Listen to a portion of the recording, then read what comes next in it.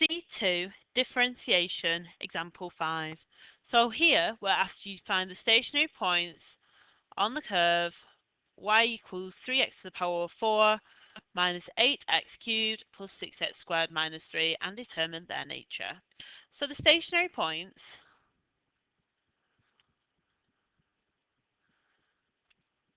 are still at dy by dx equals 0. So we need to find what dy by dx is. So that would be 12x cubed minus 24x squared plus 12x. And we're looking for where this is equal to 0. So you can divide the whole function through by 12, which would give us x cubed minus 2x squared plus 12 equals 0. Sorry, not plus 12, plus x.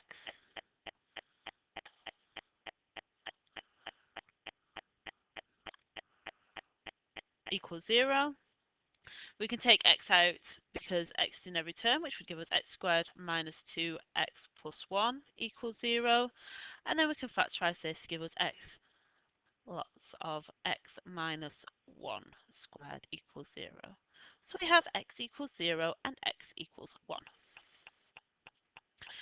Now we need to find the y values at these points. So substituting x equals 0 into the y function at the top would give us y equals minus 3. And substituting x equals 1 into the y function at the top will give us a y value of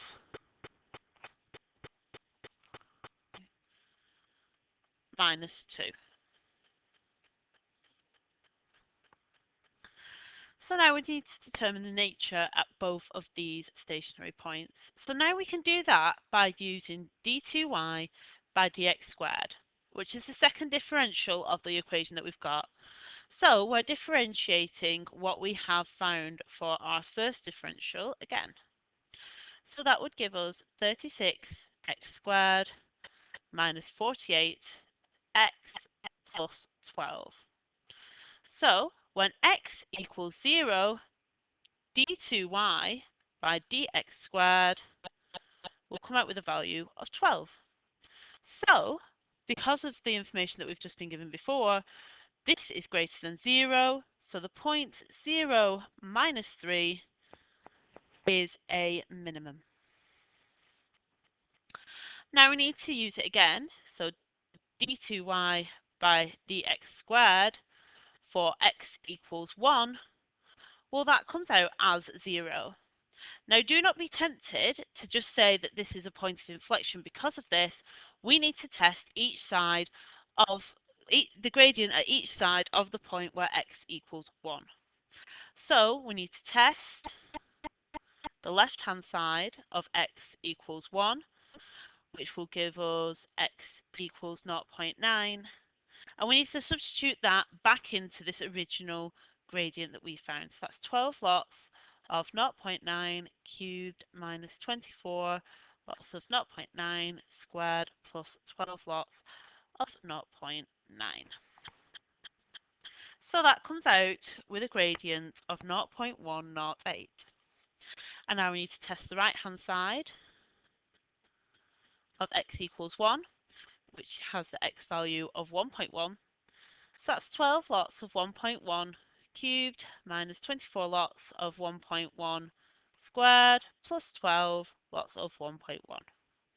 And that comes out with an x value of 0.132.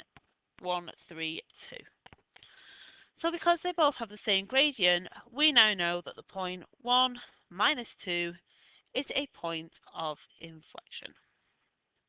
So do not be tempted to just say, okay, d2y by dx squared equals 0, so I have a point of inflection. In order to show that you've proved that, you have to test the gradient at each side of that x value. So I'll draw you a quick sketch of what this graph would look like. So now, as you can see, I've got my minimum at the point 0 minus 3, and I have my point of inflection at my point 1 minus 2. So you don't have to draw the sketch, I've just drawn it to show you what the graph would look like with the information that we've been given about the stationary points.